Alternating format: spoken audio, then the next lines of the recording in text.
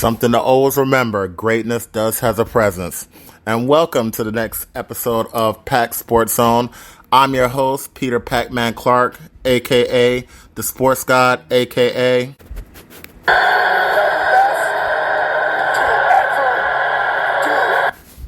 And we are once again here to talk more football.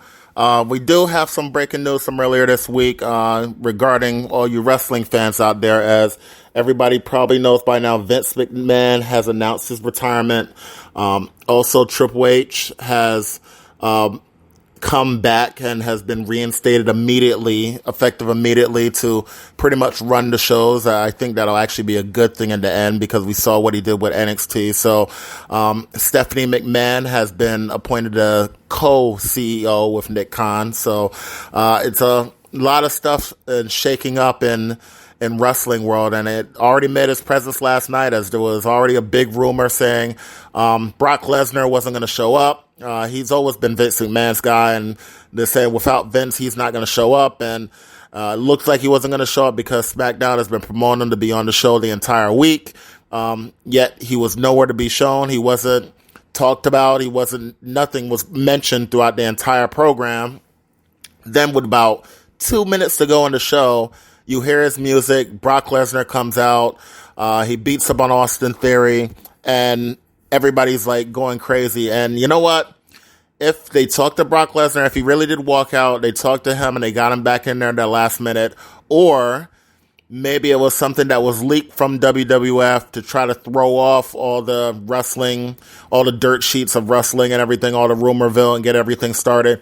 Either way, it made for a great moment because when you heard his music, everybody in the arena went nuts. I looked up, I was like, holy crap, he's actually there. And all of a sudden, all the people that were saying that he wasn't going to be there got destroyed on Twitter. So I'm not even sure if they recovered from it. But if this was something that was purposely leaked by WWE to try to throw off the dirt sheets and throw off the fans by Triple H, if this is the new way he's going to be doing it, then keep it coming, because it was really great to see that moment at the end where everybody's going nuts because they didn't expect him to be there and he ended up being there. But we got to get into football. This is going to be a two-part show because it's going to be like that for probably a couple times over the next month because we got a lot of people to talk to. First, we'll be talking about Carlyon about the Jacksonville Jaguars. That'll be in part one during this episode. Then we're going to have another part two where we talk to Jim Wyatt, the Tennessee Titans, and that second show will be primarily about the Titans. I'll ask them a couple questions, obviously, about the rest of the AFC South, but that second show is going to have a lot of Tennessee in it. So all the Titans fans, after you finish listening to this show, you're definitely going to want to hear the part two of that. So with that said, let's just get right into it. First team in the AFC South we're going to talk about is the Indianapolis Colts. Now, the Colts are always the team that's picked to be the favorite. If you look on betting spots right now, they are the favorite to win the AFC. And it seems like almost every year they underachieve. They just don't do as well as everybody expects. I remember going into last year, the Titans and the Colts were both co-favorites to win the division, and the Colts didn't even make the playoffs, and the Titans ended up being the number one seed. With that being said, once again, the Colts are the favorites to win the AFC South this year. Titans are second. And I, once again, disagree with them. I think if you look over this team, and let's start getting into their team, starting out with their defense, on their line with Buckner, Stewart, and Pay, they're good. They have three good people, and Ngatu, they have great people on the line. They can get to the quarterback. I have no problem with their defensive line. Their secondary is also good because they went and got Rodney. They have Rodney McLeod back there, who getting up there in age, but he's still solid. Julian Blackmon was their third round pick a couple years ago. They went out there and signed the number one corner, Stephon Gilmore, and now he is getting a little older also. I think he's like 31, 32 for a corner. So he is getting up there in age also, but he's at least a solid corner to have back there. They still have Kenny Moore. They have Isaiah Rodgers, who's playing well. And they drafted a safety also in that secondary, Nick Cross, in the third round. So they definitely have pieces. We got to see how they mesh because this is the first year that a lot of them are going to be together. When you look towards their linebacking core, listen, you got Darius Leonard, one of the best linebackers in the league. You got Bobby Okereke, so he's okay. He's still in his, third year, I think. He's had 3 years that he's playing. He was drafted in 2019.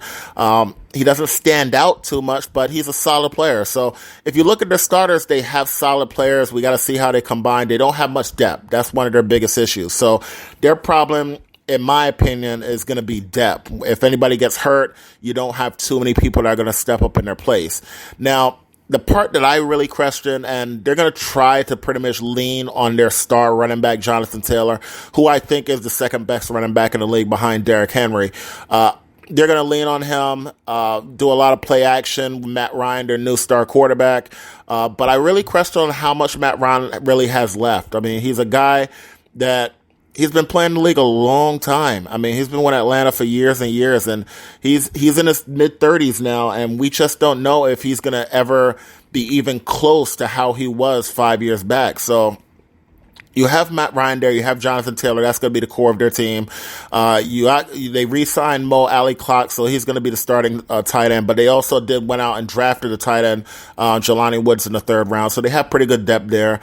Wide receiver, listen, they don't have a big true number one.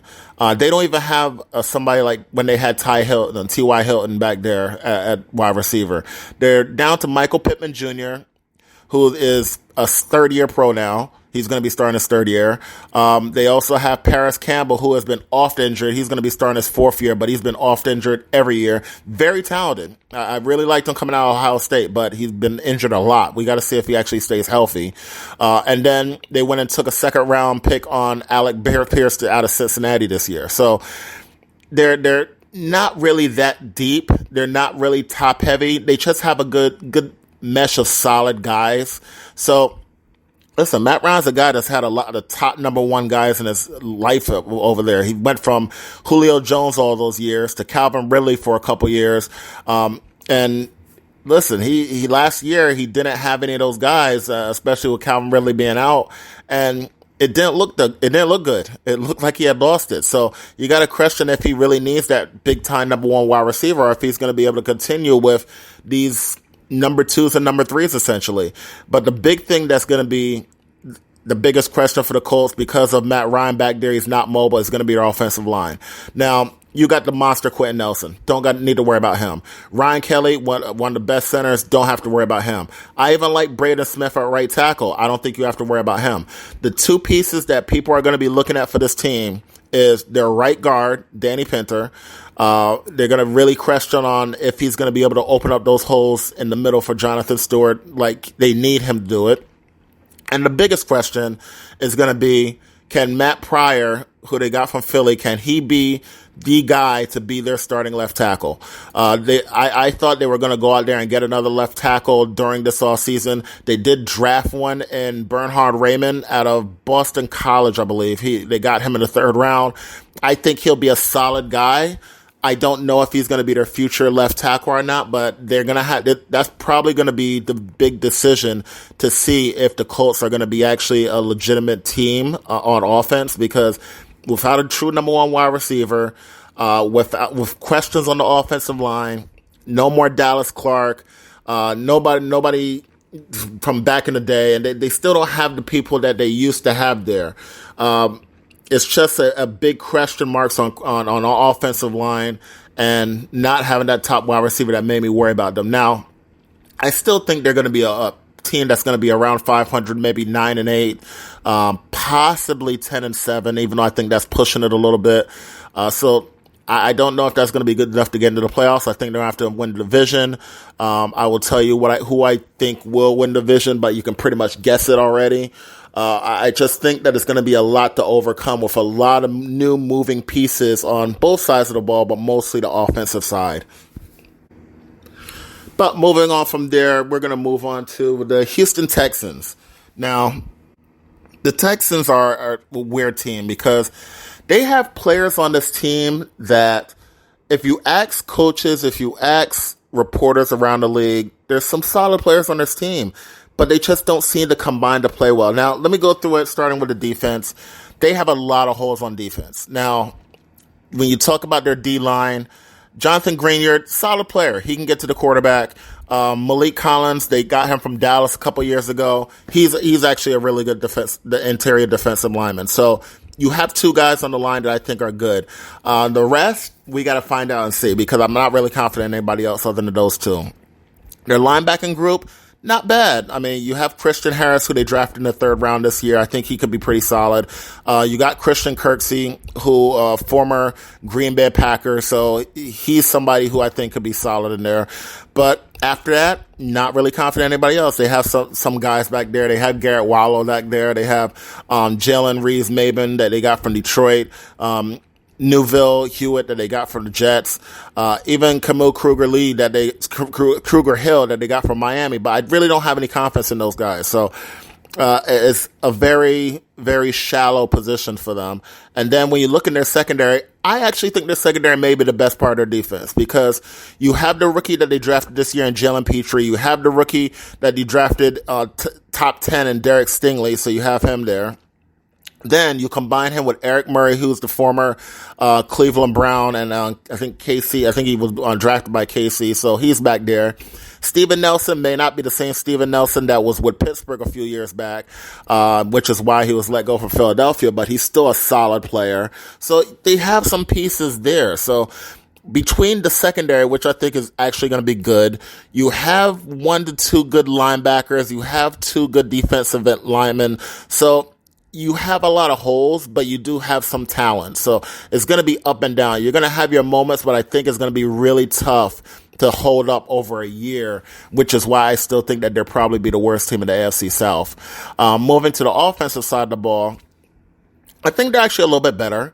Now, they have guys that are not great, but listen, I love Brandon Cooks. He's somebody that he is, no matter where he's been, no matter who his quarterback is, you can almost count on him to get 1,000 yards. So he's been dominant over his whole career with the Patriots or with the New Orleans Saints, and now with the Houston Texans. He's going to you can write in 1,000 yards almost every year. I have no problem with him. I love Brandon Cooks.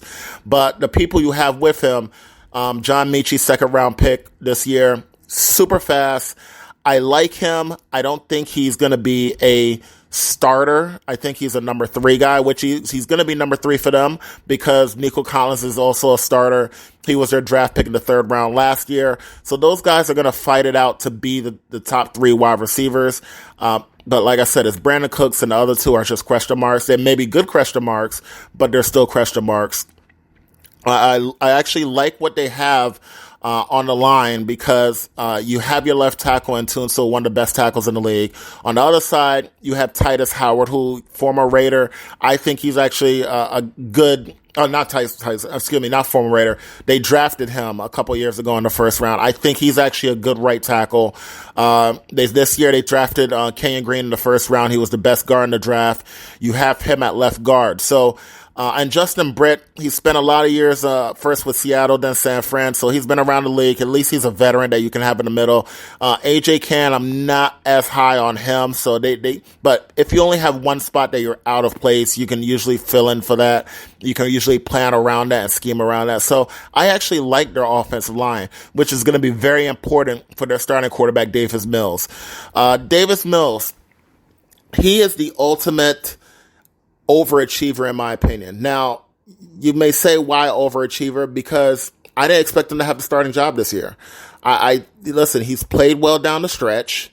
If you talk to people around the league, and I'll talk with Hayes Carlyon about that, if you talk to people around the league, people like him. They think he's a solid quarterback. He's more of the old school throwback quarterback. But if you talk to a regular fan, they'll be like, I hardly even know who he is. I don't know. You talk to fantasy players, they don't even want to draft him, but he's a solid quarterback. So they got him in the third round last year, so they think highly of him. If you take a quarterback in the first 3 rounds, it's somebody that you think you can start if you need to start him. So we'll see this year, because this is going to be his make or break year. Either he's going to have one of those years where it's time to really switch it up and draft a top 5 quarterback and replace him, or he's going to win the job. So He's going to be really on the hot seat this year.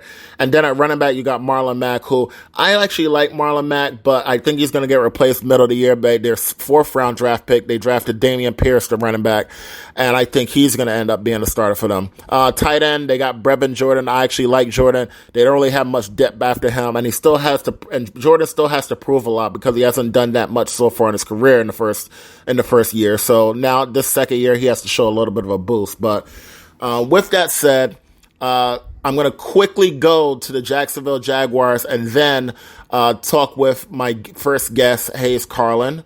And regarding the Jacksonville Jaguars, I look over this team and I see a lot of good talent on defense. First of all, you got Malcolm Brown, who's a good defensive lineman. You got 2 good pass rushers because they used their 1st overall pick on Trayvon Walker, and they got Josh Allen, who's a really good sack guy. You went out and got the free agent linebacker from Atlanta, and then you drafted Devin Lloyd also in the 1st round. So you completely revamped your linebacking group. Tyson Campbell, good young player they took in the 2nd round last year. Andre Sisco, good young safety you took in the 3rd round last year. And they got Shaquille Griffin and Rayshawn Jenkins, who are solid, not great, but solid also in that secondary. So you look at that defense, and it's actually not bad. They still need to get better on the D-line, and I still probably need 1 or 2 people in that secondary, but it's coming along. It's not bad. The biggest issue they have is on offense. Now, I think Trevor Lawrence is going to make a big jump. Having Travis Etienne Jr. back is going to be huge because he is pretty much a poor man's Alvin Kamara. So I really like him. They went out there and got Evan Ingram and Dan Arnold at tight end. So they got 2 solid tight ends to go with their big signing of Christian Kirk at wide receiver. Marvin Jones is a solid wide receiver. Not big on Zay Jones, but I think it'll be mostly Chenault Jr. will be taking that 3rd spot. So they have 3 okay wide receivers. I think they really need a true number 1. That's what they're really missing. And when you look at their line, Cam Robinson is good at left tackle. They took Jawan Taylor in the 2nd round a few years back, so he's going to be the right tackle. They brought in big-time Brandon Sheriff to be the right tackle.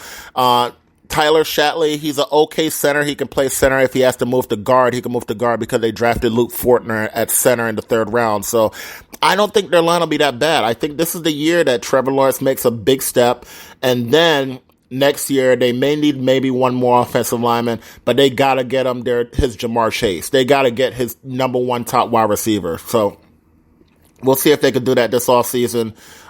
During next offseason, during the draft, maybe their first pick. But with that said, let's get my first guest on the line. And I'd like to now welcome onto the show Hayes Carlyon, and somebody who's been on the show before, somebody from 92.5 covers the Jacksonville Jaguars, and he's also co-host of the Frangie Show that comes on 3 to 6 p.m. Hayes, thanks for coming on the show. Sure thing, Peter. Thanks so much for having me. Now, I want to get right into the Jaguars, and obviously the biggest thing about them this year is going to be Trevor Lawrence. What are your expectations for him this year? Do you think he's going to make that big leap? I do. I think expectations are sky high for Trevor Lawrence. Obviously, we know about the talent. And last year, he just was put in a poisonous environment, very toxic, with a head coach that was clueless and didn't know anything about the league. And that showed early on in Urban Meyer. And Urban Meyer had Trevor Lawrence splitting first-team reps with Trevor Lawrence all throughout training camp. The team then just decides to trade Minshew at the end of camp. So all those reps were wasted. It showed up in week 1. They weren't ready to play against Houston. And there wasn't a lot of talent around Trevor Lawrence. So because of an incompetent coaching staff and particularly the head coach and the talent around him, he just wasn't put in a situation where he could have had any hope of succeeding as a rookie. News is he made it through all 17 games, certainly got acclimated to the speed of the league, played his best game in the finale when they upset the Colts. I think now the talent is better around him. Certainly the head coach has been dramatically upgraded in bringing in Doug Peterson. So now I think Trevor Lawrence is in a much better environment. Is it as good as it could be? No, it's not, but it's much better than what it was as a rookie. So I think you are going to see that reflected in a much stronger season for Trevor Lawrence. And you mentioned some of the weapons that they've brought in around him. Obviously, the big signing in Christian Kirk. You got the return of Etienne Jr. coming back from injury, bringing in a couple tight ends in Arnold and Ingram. You still got Marvin Jones there. With all those pieces around him now, what do you think is the one thing that this offense needs to bring it to the next level? Travis Etienne needs to have a star season, and he looked that way off-season program. Hopefully that can continue for the Jaguars when they get into training camp, and hopefully Travis Etienne can stay healthy coming off the Liz Frank injury. But he's fantastic, and I think that's really going to have to be the genesis of, if they're going to take a huge step forward around Trevor, it's going to start there with Etienne. I think he needs to have 1,200 yards of offense from scrimmage. If that's 800 rushing, 400 receiving, somewhere in there. And it starts there. Christian Kirk looks good. It was obviously a big deal in terms of the money that he was given, but it does look like he and Trevor Lawrence had a really good chemistry early on in the offseason program. Everything else around them is either, I'd say, suspect because of durability, or just there isn't a lot of upside there. Marvin Jones is steady. Jones, who they brought in, is a steady player. Evan Ingram has upside. He's still a young player, and he's certainly a problem at tight end. He just hasn't been healthy as much as he would have liked in his career before getting here. So if the Jaguars can get 15 games out of Evan Ingram, then they're going to have something there as well. Dan Arnold, as you mentioned, is a nice piece behind Ingram. So there still isn't you need stars, and they don't have stars around Trevor. It doesn't, at least they have young players that might become that, but they don't have any established ones. But having said that, it is eons better than it was last season. Yeah, it would be really nice if he can get his Jamar Chase type wide receiver that Joe Burrow got his second year, but maybe you got to wait another year for that. How does the offensive line look, though? The offensive line, I think, is really interesting. It starts at right guard with the acquisition of Brandon Sheriff, a 5-time Pro Bowler. So they're obviously very excited about adding a player like that. The biggest training camp battle on the entire team will be at right tackle between Jawan Taylor and Walker Little. Those are two former second-round picks. Taylor going into the last year of his rookie deal. He's the incumbent. But Walker Little is expected to really push him at right tackle. He's entering his second year after a second-round pick last season. Left tackle is entrenched. It's Cam Robinson, who they franchised twice. Then he came to an agreement on an extension. So Cam Robinson is the unquestioned starter at left tackle. He's above average. That's where I would put him. And then at center, they're going to have an intriguing battle between a veteran player, Tyler Shatley, who's like the older Jaguars player. He's been there since like 2014, against third-round rookie Luke Fortner out of Kentucky. And left guard is Ben Barch, who is a young player on a rookie deal, former fourth-round pick, who they're excited about. But if Fortner can supplant Shatley early on in training camp, then I would expect Shatley to get a long look at left guard as well. So that's the projected starting lineup will be Cam Robinson at left tackle, Ben Barch at left guard. For now, Tyler Shatley at center, Brandon Sheriff at right guard, and Jawan Taylor / Walker Little at right tackle. Gotcha. That's definitely a big upgrade over what they've had in previous years. So Trevor's definitely got to be happy with that. But moving on to the other side of the ball, they completely revamped their linebackers. I mean, they went and got that free agent from Atlanta. They obviously have Josh Allen there, who's a burgeoning star. They took 2 players in the first round of the draft, and Devin Lloyd and Trayvon Walker. They even took another linebacker later on in the draft in the third round on Chad Muma. So, and they still got young guys in the secondary with Tyson Campbell and Andre Sisco. So for the defense, what's next? What's the next big part that needs to be improved on that side of the ball? They've got to take the ball away. I mean, they only had 9 takeaways last year in 17 games. That's almost inexplicably awful. Play that many football games and only get 9 takeaways, but they just didn't have any talent. It wasn't so much a scheme thing.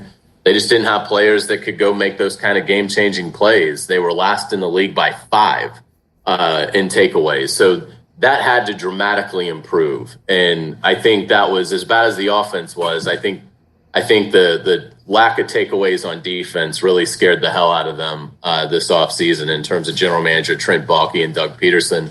So they went and got players that, should really help them with that. Trayvon Walker with the number 1 pick, freakish athlete. I mean, he's unbelievable to watch. We'll see, how he is and stinks and things like that.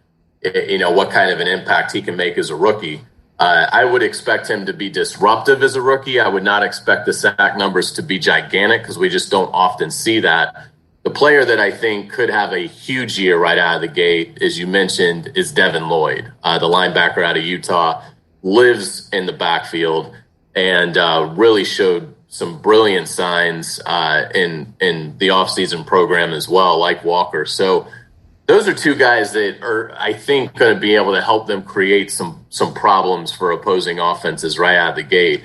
Oluwakin led the league in tackles last year, the free agent acquisition from Atlanta. He's a very, steady player, or should be. You mentioned Muma. I don't know what kind of role he's going to have, but it gives them good depth there. Certainly he's a great athlete. And they added Foley Fatukasi on the interior defensive line from the Jets. He's an up-and-coming player. They have to get better stopping the run. It's just been a sieve the last couple of years. So I think you look at what they have up front, and then in the back, in the secondary, they feel really good about Tyson Campbell entering his second year. Shaq Griffin is a steady veteran on the other side. They added Darius Williams from the Rams, who can play nickel. They feel like an emerging star at safety in Andre Sisco, who will pair with Rayshon Jenkins, who's, again, a steady veteran player. So defensively, they've added some guys. They've really added more on defense than they did on offense. And I think when you look at what they've added, they do have now a chance to go and make those plays above the X's and O's and take the ball off the opponent. And I would be stunned if that number doesn't double. And even that's not, you get 18 takeaways in a 17-game season. That's not setting the world on fire. But it would be a dramatic upgrade from how pathetic it was last year. Yeah. And we obviously expect, like we talked about, Trevor Lawrence to make a big jump, and we expect Travis Etienne to probably move on to that next level in the league. Who's somebody that nobody is talking about that you expect to have that breakout year this year? I'm going to give the nod to Andre Sisco. He was a 3rd-round safety that they selected last year. Didn't play much as a rookie, and really it was kind of stunning. He had a knee injury his final year at Syracuse where he picked off 13 passes in his career. It was something unbelievably high. But he had a knee injury, so people weren't really sure. But he was cleared in camp and went through camp. And, then you get into the season and the limited action that he got, he looked pretty good, particularly considering the safety that they were playing with. Andrew Wingard he gives it his all, but he's more of a special teams core guy than he is a dynamic safety in the league. And so it just never really made sense that Sisco didn't play more. And so I think he is a player that the fan base is really high on. The coaching staff really seems to be as well. And so Andre Sisco, I would say, is a guy that probably not a lot of people know much about, but has a chance to have a real breakout season for the Jaguars. Yeah, and I really liked him coming out of Syracuse, too. I remember mentioning him when I was covering the draft, and I think that he's going to be one of those guys that he does get his hand on the ball a lot, and he'll be able to make a big improvement for that secondary now that he's going to get some time to play. Hopefully he stays healthy. One of the guys that he'll be looking to pick off during the season is new acquisition for the Colts, Matt Ryan. Well, how much do you think Matt Ryan has left? Do you think he'll be a difference maker in Indy? I do. I like Matt Ryan. I think he was dealt a bad hand in Atlanta his last couple of years there. And, now he goes to an organization that has some, really good players on both sides of the ball. And I think it's going to really benefit Matt Ryan. So I think this is going to work out for the Colts. I think they're going to win the division. I don't know how far they'll go in the tournament. The AFC is so loaded that, I could see them being one and done in the tournament, but I do think that and I know I'm probably in the minority, but I think the Colts edge the Titans in a weak AFC South. Mm-hmm. And what are your impressions on the Texans and Davis Mills? I liked him. He played really well against the Jaguars in the second game, made some plays that, definitely were highlight kind of plays, highlight kind of throws. And so, I think it's wise of Houston to see, do we have something special here? Did we get lucky? Do we not have to, worry about the quarterbacks that are going to be in this outstanding class coming up? So I don't know that he'll play well enough to hold that off because I don't expect that they're going to win a lot of games. So I would think that Houston has an excellent chance at one of these outstanding prospects coming up in the draft at that position. But I do like Davis Mills. Like I would be surprised if he doesn't have, a 10-year career in this league just based on what I've seen. So if it doesn't work out for him in Houston, I wouldn't be surprised if if Davis Mills pops up at another organization and gets a little bit of a run as a starter. It's funny because whenever you talk about Davis Mills to fans, they think he's replaceable. When you talk to them, people in the league and reporters in the league, everybody loves him. So what is it about Davis Mills that attracts this aura to him? That's a great question. I think it's maybe because he's not the dynamic athlete that now we're kind of used to seeing. And so you just figure that, he'll get replaced by, somebody that is more the prototype of what you're seeing in today's star quarterback. He's more of a old school pocket guy, but he's effective. And again, he made some throws against the Jaguars last year that I think any quarterback in the league would have been happy to call their own.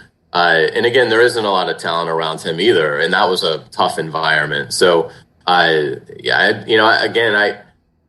would think that he's probably going to get supplanted because I would think that Houston's going to be in a position where, whether it's Bryce Young or Stroud or Levis or whoever ends up being at the top of that board in what really should be a deep class of quarterbacks. I would just think that that's the direction Houston would go in. But if he's really good, Houston has a chance to bounce back awfully quickly because if they can take that draft capital and apply it to other spots and not have to worry about selecting a quarterback or moving up to take a quarterback and giving a lot of that away, they certainly have a chance to retool that roster awfully fast. And moving on to the last team in the AFC South, the Tennessee Titans, they won the division 2 straight years in a row. You already mentioned that you're picking the Colts. What do you think is holding back the Titans? I've just never been a big Tannehill fan, and to his credit, he's played better there than I anticipated. But I think at some point that's going to catch up to Tennessee, and obviously it was very disappointing in the playoffs. And Derrick Henry, we love Derrick Henry. I mean, he's from here. I covered him in high school. He's an unbelievable person, and obviously he's a tremendous player. You don't know at what point at that position and the physical toll that it demands if he's going to be able to go 17 games. But obviously if he can, he's as dominant a player as we have in this league. I guess I worry about Tennessee's passing game and and things like that. But I think Mike Vrabel is an outstanding coach. So I think Tennessee has a lot of positives. I just think that they probably come in somewhere at 9-8, which I get would be disappointing. And my guess is the Colts maybe come in at 10-7, something like that. I mean, I think the division comes right down to the final week. And certainly wouldn't be surprised if Tennessee got it done, but I have a very slight edge to the Colts. And with that said, you kind of tipped your hand for who you'd like to win the division in the Colts. But just a quick rundown, how do you have the division going, ended up in the standings? Yeah, I would go Colts at 10-7, Titans at 9-8, Jaguars at 7-9, and I'd have the Texans at 3-14, something like that. And thank you so much, Hayes, for coming on the show once again. Promote anything that you need to promote. I appreciate it, Peter. Yeah, always happy to join you. We have apps that you can listen to, 1010XL, 92.5 FM.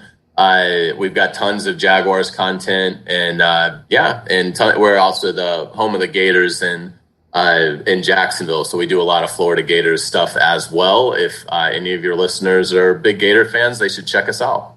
Oh, how do you expect them to do this year?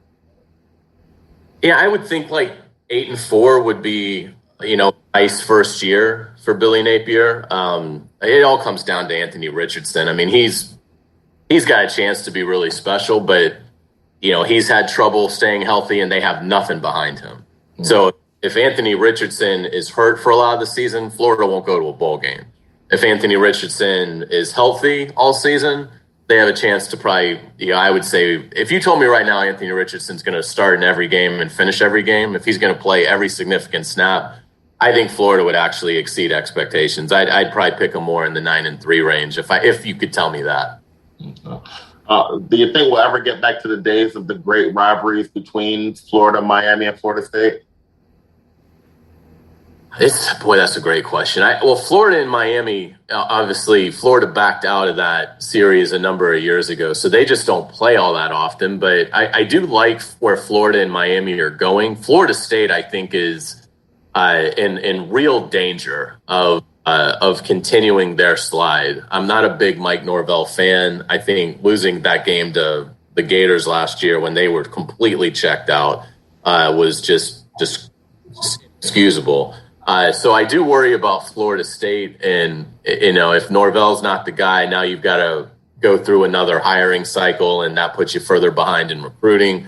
So I'd be surprised if we see a Florida State game or a Miami Florida State game where both teams are in the top 10 anytime soon.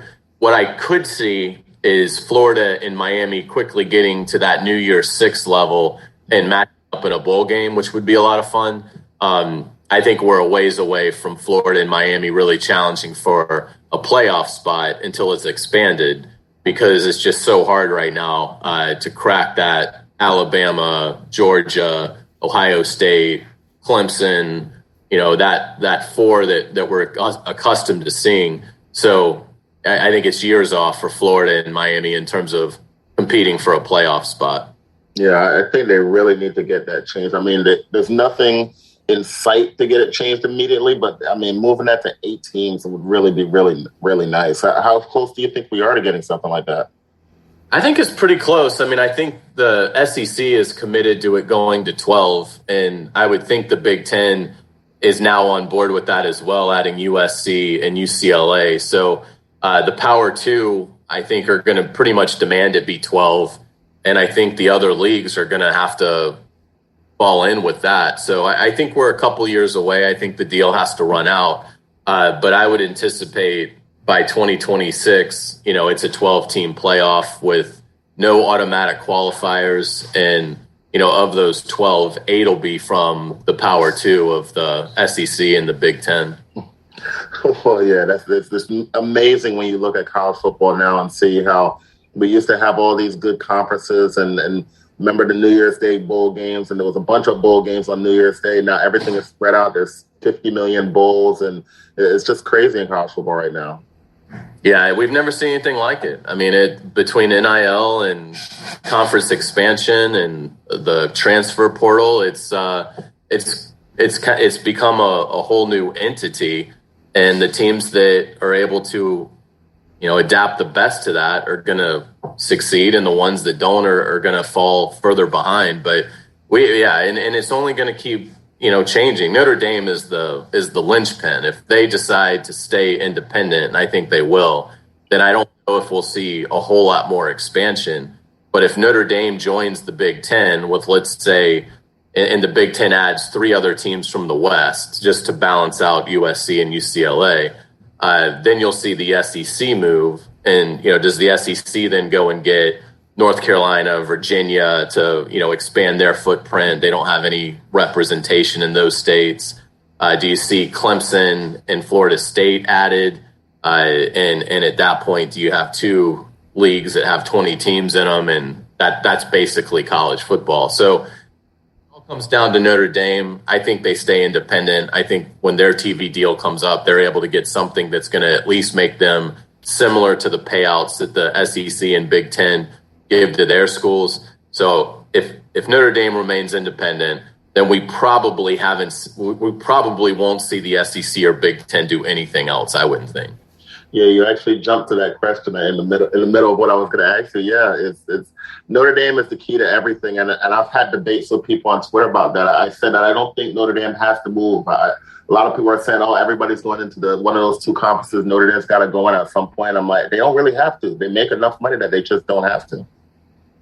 And the thing too is, if the SEC and Big Ten got along, then they could say, we're going to just break off and we're going to have our own playoff. And we feel like however that playoff concludes, that will be the accepted national champion. Yeah. That will be a credible national champion. And I think the public would accept it as a credible national champion. And so if that were to happen, then Notre Dame might be compelled. They don't almost have to at that point be compelled to join the Power Two. But I just don't think that's going to happen because the SEC and Big Ten, there's just not a lot of trust there. So, they're not going to do that. So, and with the SEC and Big Ten not wanting to do their own thing, I don't think it forces Notre Dame's hand. I think Notre Dame can just sit back and remain independent. And to your point, as long as they're getting a comparable payout, that's going to be, more than the ACC teams, certainly more than whatever is left of the Big 12 and Pac-12. Then they're going to be competitive, and they know that if they go 11-1, they're going to be included. And they may even, if it goes to 12, obviously 10-2, 9-3 might get it done, and getting into the playoffs. So the only way Notre Dame is going to be forced to do something is if the Power Two break off, but the Power Two don't get along. So I don't think we have to worry about that. Yeah, completely agree. Hayes, once again, thank you for coming on the show, and hopefully we have you on during the year. Sounds great, Peter. Thanks so much for your time. All right, thanks, Hayes. All right, take care. And once again, I'd like to thank Hayes Carlyon for coming on to the show. Pack Sports Zone is trying to have people on for you guys, no matter what team you like. So, with that said, that'll pretty much end it for part one of the show. As I said, we're going to be splitting this into two parts because part one will pretty much have me talking about the first three teams in the division, as we spoke about the Texans, we spoke about the Indianapolis Colts, and we spoke about the Jaguars that we spoke with Hayes Carlyon. And during part two of the show, we're going to be speaking a lot of Titans football, as I'll be doing my run through of the Tennessee Titans, as well as talking to Jim Wyatt, a friend of the show, as we talk about everything to talk about as we try to talk about some Titans, talk about Malik Willis, talk about everything. So we will get to that in part two of this episode as we cover the entire AFC South as we go around the league on Pack Sports Zone. I'm your host, Peter Pac-Man Clark, a.k.a. the Sports God, and check in for part two of this episode, AFC South.